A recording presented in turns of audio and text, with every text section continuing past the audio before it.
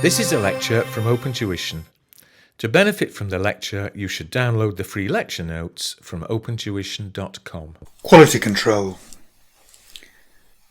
The International Standard on Quality Control, number 1, states that at the firm level there has to be a system of quality control.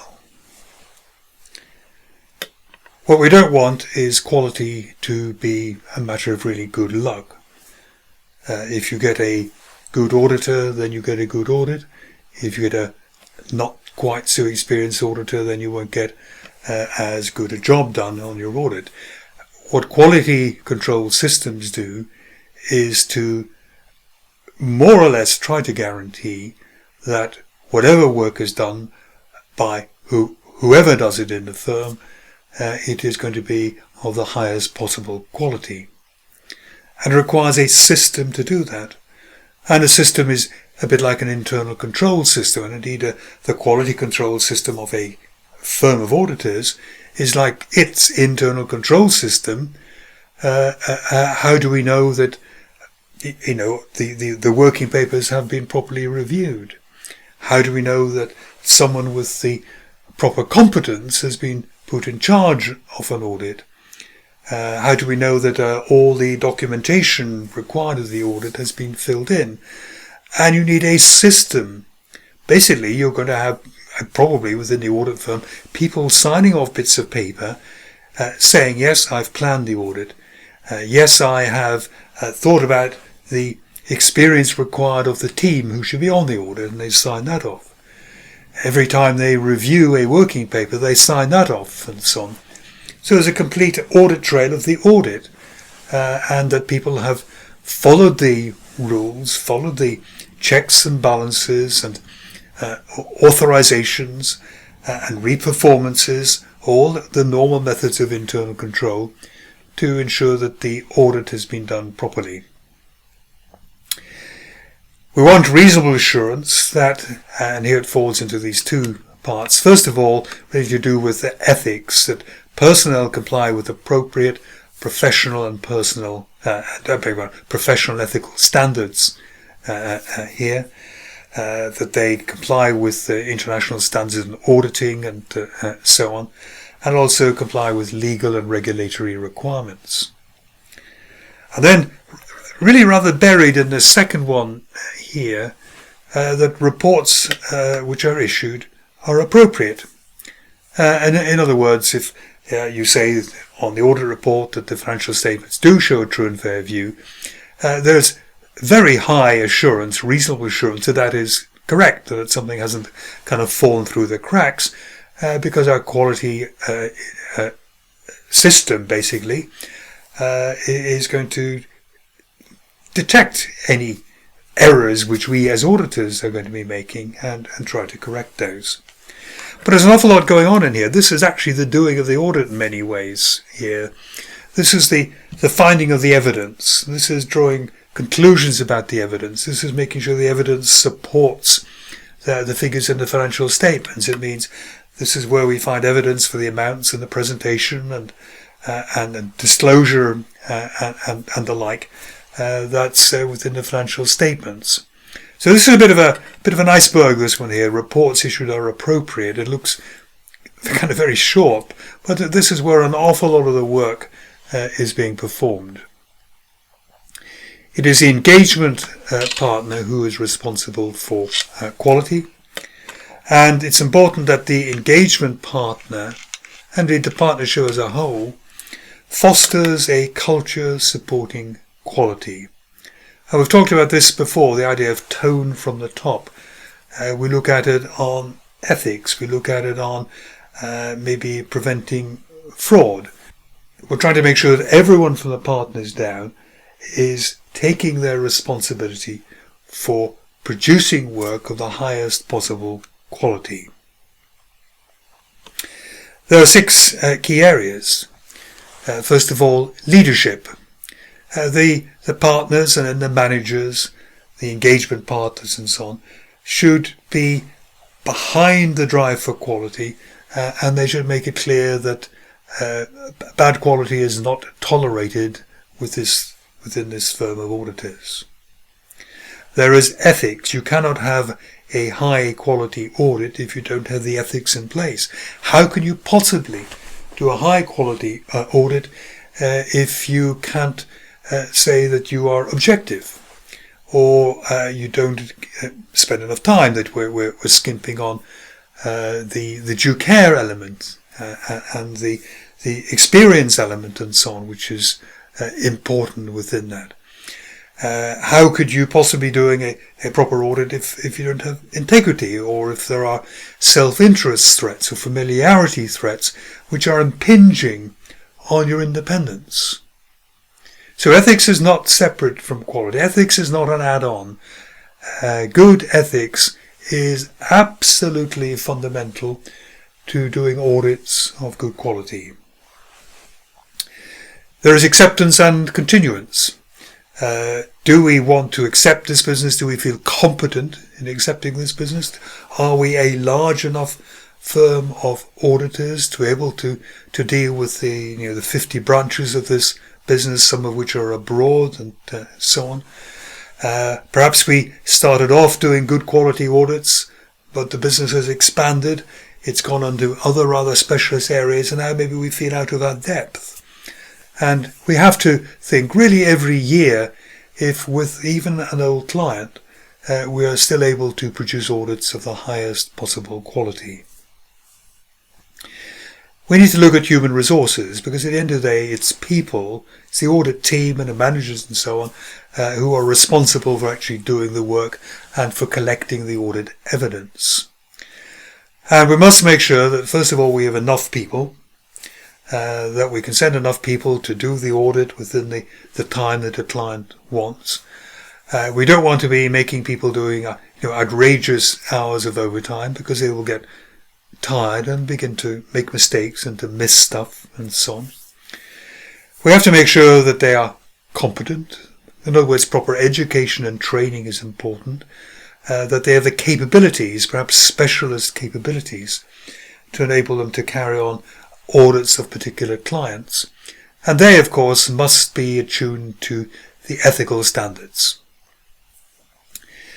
And then there's engagement performance. This is how you actually, in a way, get on whilst you're doing the engagement, whilst you're actually doing the audit. So we've kind of picked our team. That's, if you like, human resources, properly trained, educated team of the right experience and standard and competence. And then when they're actually doing the audit, you have this audit team. We want to make sure that people are given sufficient direction. Direction means, in a way, you're telling them what to do. And in, I think, the last chapter, we talked about fraud, and we talked about, well, the engagement partners should get the audit team together and they talk about the susceptibility to fraud. And that is kind of giving them direction. It's kind of saying, look, lots of cash in this business, it's susceptible to fraud. There is supervision. Typically what we have in an audit team is you have a supervisor, and then you have maybe 3 or 4 audit assistants down here. The supervisor might be someone of 2 years experience. The audit assistants might be doing the first week, in fact.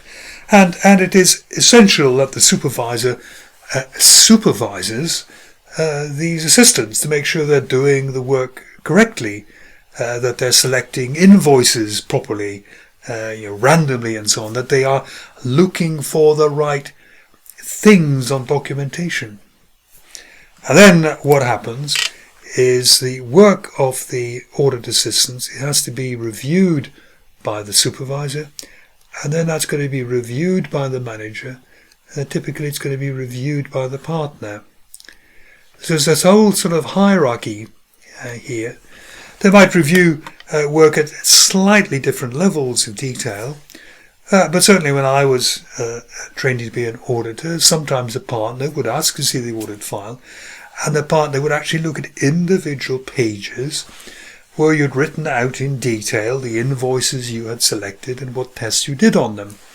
And at several levels this review went on. And if you find everything's okay, that's great. But if, say, the manager finds that maybe a piece of work hasn't been done to the right level, the manager's unhappy about it, then the manager will say to the supervisor, we need to go and get more evidence, we need to go back to the client, we need to do that bit of work again, because as it stands, it is not of the right quality. There will be consultation both within the firm and between the auditor and the company. Maybe we need to talk to the company really about certain issues, and dependent on the answer given by the company, then maybe we have to do some more audit work in a particular area. So if we find something that looks a bit like fraud, a little bit odd, and we talk to managers and they say, oh yes, I was worried about that, then maybe to do a good audit you should pick up what they say and go and look at some more documents to see if the audit is rather more, the fraud is rather more widespread than we thought. And monitoring. We have to monitor the quality control system. And what we're looking at here is documentation, really.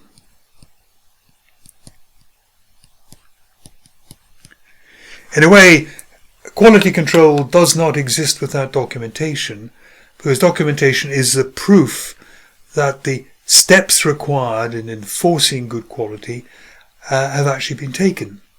So someone should sign off the audit plan. We've talked here about the individual schedules being prepared by the audit assistants. They have to be signed off. And it's these signatures as documentation which is then the proof really that the quality system has been followed, and therefore a better chance that a quality audit is being performed. Now you can remember many of the steps required in good quality by the word sacred here, or you might want to change it to scared, but it means that there has to be good supervision, there has to be the proper assignment to the audit, and proper assignment to the audit means sending people of the right experience and sending enough people to deal with particular audits. There has to be competence, and there has to be like education, which gives rise to the competence, as well as experience, which gives rise to the competence. We've talked about the importance of review what everybody else has done below you. Ethics, remember, ethics is an essential part of quality. And direction, telling people what to do, telling people how to do it, so they carry out the work effectively. Public interest audits. This means the audit of a public interest company, which is typically the audit of a listed company, or maybe the audit of a charity. It's where basically the subject of the audit, there are many stakeholders, or it's going to attract a large amount of publicity if something goes wrong. And what should happen here is there should be an engagement quality control review. This means that an independent partner should come and review the whole audit. So let's say the audit was being done in London. The independent partner may come, say, from another town in the UK, maybe coming from Manchester. So we're clear that this partner is independent of the engagement partner who actually did the audit. Occasionally you invite in partners from other firms of accountants to do an independent review. And what the reviewer will be looking at, they will look at the financial statements, they will look at the proposed report, the audit report. They will look at some of the auditing documentation which is going on and the working papers and so on, particularly the ones that the partner will recognise as being the more difficult ones to get right, the ones which involve judgment. They will assess that the people performing the audit and the branch of the audit firm, that there's sufficient independence there to make proper judgments. They may themselves consult with the client, particularly in areas maybe to do with judgment or other difficult areas. And overall, they want to make sure that the work done by the audit is enough and good enough to support the audit report, to support the conclusions. And if it's inadequate, then maybe some more work has to be done even at a very late stage. The review terminology, a peer review. Peer means someone of the right level, someone equal to you. A peer review means the audit is carried out, or basically the work of the engagement partner is going to be reviewed by another partner. And there are really two ways of doing it. You can have a hot review and a cold review. A hot review is carried out whilst the audit is being done, and it's before the audit is completed. And quite obviously this will give the opportunity to prevent a bad audit report being signed off, because before the audit is completed, if you see this inadequate work, you say, go back and do some more work. A cold review, on the other hand, is really closing the stable door after the horse has bolted. We've signed off the audit report maybe 6 months ago, and now retrospectively we're saying, let's see what you did. This will not prevent that report from being wrong, but of course it may prevent other work being done by maybe the audit team and the partner from being wrong. The hot review tends to be a little bit disruptive because people are trying to do the audit and use the audit files and fill in the audit schedules. Yet these other people come along and say, I need to see these audit schedules. They kind of interrupt the flow of the audit a little bit. But it's sometimes requested actually by the engagement partner, even if it's not scheduled, sometimes requested by the engagement partner if they're particularly worried. And even though you have to carry on the review engagements, the quality review engagement reviews, you have to do it for public interest companies. You can request it for other companies, of course. This is a kind of an area, this review, which has actually got better with more modern auditing techniques. It used to be everything was kind of done on paper. The audit file was on paper. And when you got a call saying that a particular audit was going to be reviewed, the manager of the audit would go through all of these bits of paper, making sure they're all signed off and completed, and kind of maybe signing them off retrospectively, which of course wasn't great. Now most audit working papers are held electronically and can essentially be locked. So the papers, the audit documentation is locked, and then the review is done. And so you see the audit, if you like, warts and all, before anyone can improve it.